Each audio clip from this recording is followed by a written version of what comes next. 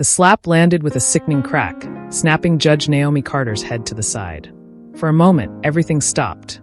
The gas station, the street, the world itself seemed to hold its breath. Then came the gasps, the horrified whispers, the frantic shuffling of feet. Phones were raised. Cameras rolled.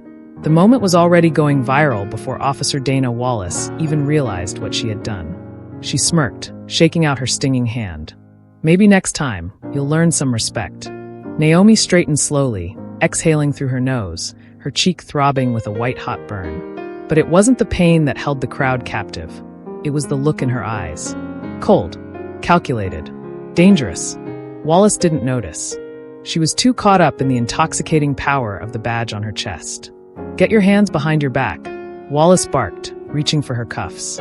"You're under arrest for obstructing an officer." Naomi didn't move. She didn't flinch. She simply lifted her chin, meeting Wallace's gaze with something so unnervingly calm that, for the first time, doubt flickered across the officer's face. The radio on Wallace's hip crackled. "All units, priority alert. Be advised, an officer has just assaulted a federal judge. Repeat, the victim is a federal judge." Wallace's smirk vanished. A slow, creeping horror crawled up her spine. A police cruiser screeched to a stop, tires burning against the pavement. Officer Brandon Keene practically fell out of the driver's seat, his face pale as death. "Wallace, Jesus Christ. Tell me you didn't." Wallace's pulse hammered. "What? What's the problem?" Keene swallowed hard, his voice barely a whisper. "That's Judge Naomi Carter. Federal Judge Carter. You just slapped one of the most powerful women in the country." The color drained from Wallace's face. Her mouth opened, but no words came out. Naomi finally moved, slipping her hand into her pocket. Wallace tensed, fingers twitching toward her holster. Keene held up a hand. "Wallace, for the love of God, do not touch your weapon." Naomi pulled out her phone and pressed a single button. The call connected instantly. A deep, commanding voice filled the air. "Naomi, talk to me." Naomi's lips curled into something between a smirk and a promise. "I need you to start making some calls. Immediately." Wallace took an unsteady step back, her mind racing. She had just made the worst mistake of her life. And it was too late to take it back. The gas station's buzzing fluorescent lights felt suddenly harsher, illuminating Wallace's growing panic. The crowd had multiplied, drawn by the commotion and the unmistakable scent of scandal. Phones were capturing every moment, every nervous twitch, every desperate glance Wallace threw toward Keene. "Judge Carter," Keene stammered, stepping toward Naomi with the kind of careful movements one might use to approach a lit fuse. "On behalf of the department, I." Naomi held up a hand, silencing him instantly. She was still impossibly composed, her every move deliberate, controlled. "Officer Wallace," she said, her voice steady. "Do you know what happens when an officer lays hands on a federal judge?" Wallace licked her lips. "Aye. You lose everything," Naomi continued, taking a step closer, her gaze never breaking. "Your badge, your pension, your future. But in your case, it won't stop there." Wallace clenched her fists. "This is ridiculous." She was resisting. A scoff rippled through the crowd. "Resisting what?" "Buying gas," someone shouted. Another voice, female, sharp, cut through the murmurs. She had her hands up. We all saw it. The pressure in Wallace's chest tightened. "This is being blown out of proportion," she snapped. "Aye. Is it?" Naomi asked, tilting her head. "Or are you only just realizing the weight of what you've done?" Another cruiser pulled up, sirens off but lights flashing. A tall black man in a sharply pressed uniform stepped out. Captain Raymond Pierce. His expression was unreadable, his presence undeniable. Wallace stiffened. "Captain, I." Pierce held up a hand, cutting her off before she could even start. His gaze flickered from Wallace to Keene, then finally landed on Naomi. "Judge Carter," he said, his voice low, reverent. "Are you hurt?" Naomi touched her cheek absently, her eyes locked onto Wallace. "Nothing I can't handle." Pierce nodded, but his jaw tightened. "Officer Wallace, you are relieved of duty, effective immediately." Wallace's mouth dropped open. "What? You can't. Badge. Gun. Now." For the first time that night, real fear entered Wallace's eyes. She turned to Keene, searching for help, but he only looked away. "This isn't over," she spat, shoving her badge into Pierce's waiting hand. "I have rights." Naomi's smile was razor-sharp. "Oh, you certainly do. And you'll be needing a good lawyer to explain them to you." Wallace swallowed hard. The weight of what she had done, of what was coming, settled over her like a noose tightening around her neck. She had slapped the wrong black woman. And now, her entire world was crumbling before her eyes. Naomi watched as Officer Wallace's confidence shattered before her eyes. The arrogant smirk had vanished, replaced by the dawning realization that her life, her career, everything she had built, was crumbling by the second. Wallace swallowed hard. "Oh, look, I didn't know who you were." "If I had." Naomi tilted her head slightly, cutting her off with a stare that made the officer's breath hitch. "If you had known." Her voice was calm, controlled, but laced with something that made Wallace's blood run cold. "So, you only abuse power when you think your victims are powerless?" Officer Keene, still visibly shaken, stepped forward. "Judge Carter, please. If there's a way to handle this without making it worse." Naomi turned her gaze on him, and he immediately silenced himself. The gas station crowd had doubled in size, phones still recording every movement, every word. A few reporters had even shown up, recognizing that something explosive was unfolding before them. The tension in the air was suffocating. The voice on Naomi's phone crackled again. "Naomi, are you all right? Do I need to send security?" Naomi didn't answer right away. She took a slow step closer to Wallace, who instinctively backed up, her hand still hovering near her weapon. Keene's eyes darted between them nervously. "You were so sure of yourself a minute ago," Naomi said, voice still even but razor sharp. "You put your hands on me without hesitation. Where's that same energy now?" Wallace's lips parted, but no words came out. Beads of sweat dotted her forehead. The sound of approaching sirens sliced through the heavy atmosphere. Several more squad cars screeched to a stop in front of the gas station. Officers poured out, their faces a mix of confusion and dread as they took in the scene. Then a sleek black SUV pulled up. The rear door opened, and out stepped a tall black man in an immaculate navy blue suit. His presence alone commanded attention. His expression was unreadable, but the authority in his posture was undeniable. Whispers rippled through the crowd. Some of the officers stiffened in recognition. Even Keene seemed to tense. Wallace, however, was too rattled to notice. The man approached, eyes locked onto Naomi. "I came as soon as I heard. Are you hurt?" Naomi exhaled slowly, brushing her fingers against her still-burning cheek. "Nothing I can't handle, David." Wallace blinked rapidly, confusion overtaking her fear. "Wait, who?" David Simmons, U.S. Attorney for the district, turned to Wallace with a cold stare. "Officer Wallace, you are in an unimaginable amount of trouble." Wallace let out a weak, nervous laugh. Okay. Maybe I was a little rough, but let's not act like this is some federal. Assaulting a federal judge is, in fact, a federal offense, David cut in sharply. And given the circumstances, I wouldn't expect this to be swept under the rug. The blood drained from Wallace's face. "Wait, hold on. It was a misunderstanding. I didn't know." "Ignorance of the law doesn't absolve you from it," Naomi interrupted. "You, of all people, should know that." The tension mounted as the realization sank deeper into Wallace's mind. She turned to her fellow officers, searching for backup. But no one moved. No one spoke. Even Keene, the only one who had tried to intervene earlier, remained silent. David stepped closer. "You're officially on administrative leave, pending an immediate investigation. Your badge and weapon." "Now." Wallace's mouth opened, then closed.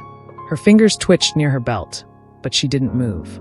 "Don't make this worse than it already is," Keene muttered under his breath. Shaking, Wallace unfastened her belt, removing her gun and badge. Her hands trembled as she placed them into David's outstretched palm. "Escort her back to the precinct," David instructed one of the arriving officers. "She will not speak to anyone without legal representation." As Wallace was led away, the reality of her downfall settling on her shoulders like a crushing weight, Naomi finally exhaled. But she wasn't done. Not by a long shot. She turned back to David. "This doesn't end with her." David nodded knowingly. "I figured as much." Naomi's gaze drifted over the remaining officers, some of whom were still standing by in stunned silence. If this is how one officer behaves when she thinks she's above the law, then how deep does the rot go? David followed her line of sight, his jaw tightening. "I'll pull case files, complaints, civil suits. If there's a pattern, we'll find it." Naomi's eyes darkened. "Oh, there's a pattern, and I'm going to make sure the whole world sees it." The wind picked up, carrying the sounds of murmuring onlookers and crackling police radios.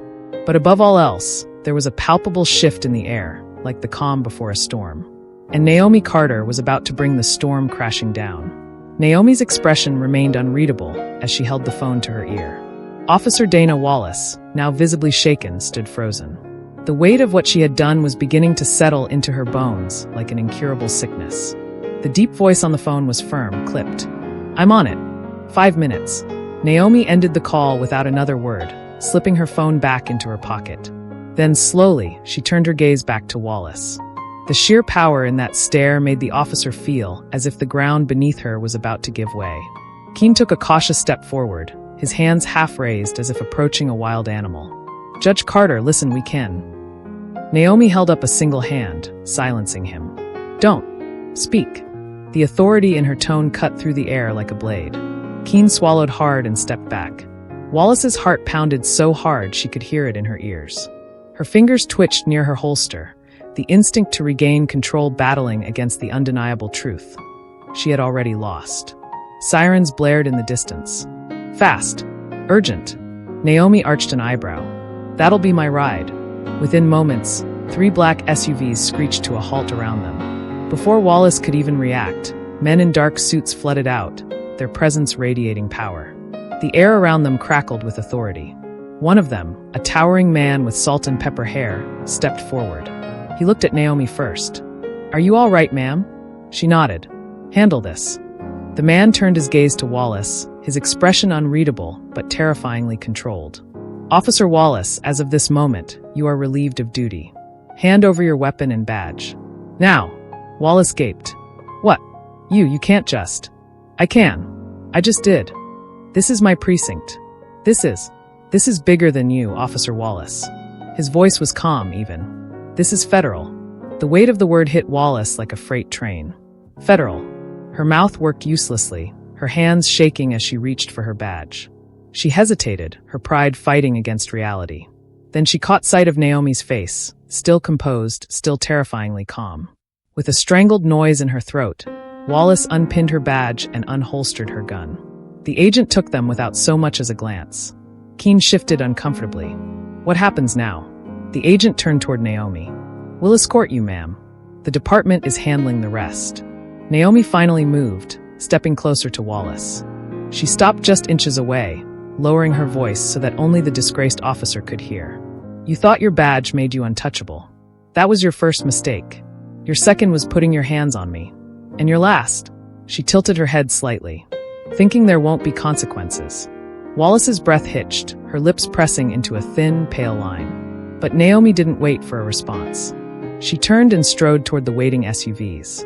Keene's face was tight with nerves, his hands clenching and unclenching at his sides. "Judge Carter, I just want to say I had no part in this."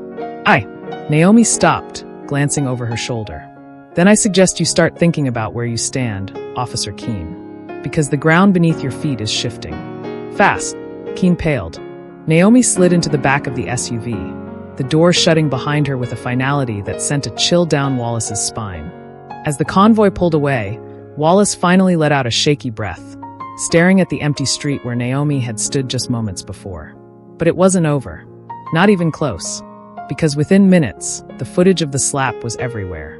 The courtroom buzzed with restless energy, reporters scrambling to document every second of the trial that had now gripped the nation. Judge Elaine Carter sat tall, her presence commanding as she stared down the very officer who had dared to put his hands on her. Officer Megan Calloway, once confident and untouchable, now sat with her hands clasped together, her eyes darting nervously around the room. The weight of the world was crushing her from all sides. Elaine's attorney, a sharp-witted woman named Vanessa Mills, stepped forward. "Your Honor, we have undeniable evidence that Officer Calloway used excessive force and racial bias in her actions. The body cam footage speaks for itself." The prosecutor, a middle-aged man with sweat gathering at his temples, tried to object, but the judge presiding over the case lifted a hand to silence him. "I've seen the footage myself. No objections will be sustained against clear-cut evidence." Megan swallowed hard.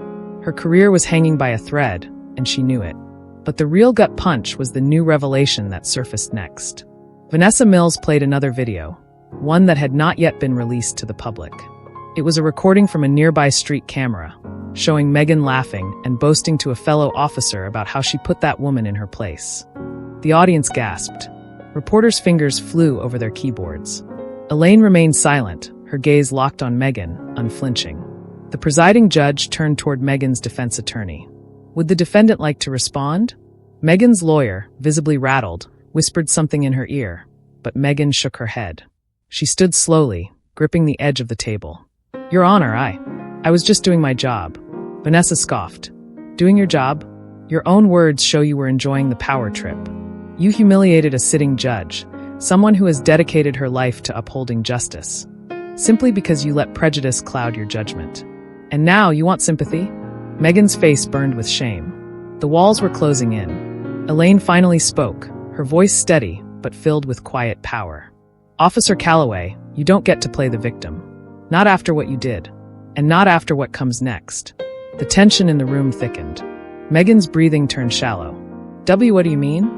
Elaine leaned forward slightly. You assaulted a federal judge. There are consequences for that.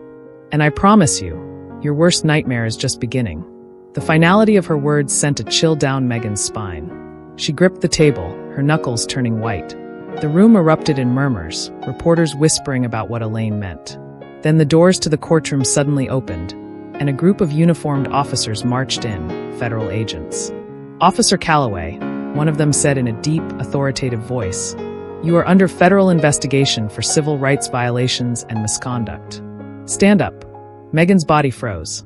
Her lawyer tried to object, but the look on the agent's face told her it was useless. The world was about to witness her downfall in real time. Elaine remained composed, watching as Megan's fate unraveled before her eyes. But she knew this wasn't the end. There was still more to come, something even Megan wasn't prepared for. And when the next bombshell dropped, the entire nation would be left in shock. The slap echoed in Megan's mind as her world unraveled before her eyes. The viral footage had spread like wildfire, and the consequences were only beginning to manifest. Reporters camped outside her precinct, and social media was ablaze with calls for her immediate resignation. Her once loyal colleagues now whispered behind her back, their eyes filled with judgment and fear. But Megan wasn't ready to go down without a fight. She stormed into the chief's office, slamming the door behind her. Chief, this is getting out of hand. I need a statement from the department. Something that clears this mess up. Chief Ramirez leaned back in his chair, arms crossed, unimpressed. What exactly do you want me to say, Officer Whitman? That we condone racism? That we stand by an officer who slapped a sitting judge? Megan clenched her fists. I didn't know who she was. It was a mistake. A mistake? Ramirez scoffed. That's not what the public sees. They see an officer abusing her power, humiliating a black woman for no reason. And that woman just so happens to be one of the most powerful judges in the state. This department can't afford to protect you. You're on administrative leave, effective immediately. Megan's stomach dropped. You can't do this. I can and I have. Turn in your badge and gun. Now. The weight of his words crushed her. She had spent her whole life clawing her way up in the force, and in a matter of hours, it was all slipping away. But Megan wasn't one to accept defeat. She handed over her badge with shaking hands, forcing herself to stay composed. This isn't over. Ramirez sighed. For your sake, I hope it is. Meanwhile, Judge Ava Sinclair sat in her office, her phone buzzing with messages of support. The outpouring of outrage and solidarity was overwhelming. Civil rights groups were rallying behind her, demanding an overhaul of the police department's policies. But Ava wasn't interested in just words, she wanted action. A soft knock at her door pulled her from her thoughts. Her assistant peeked inside. Judge Sinclair, there's someone here to see you. Says it's urgent. Ava stood.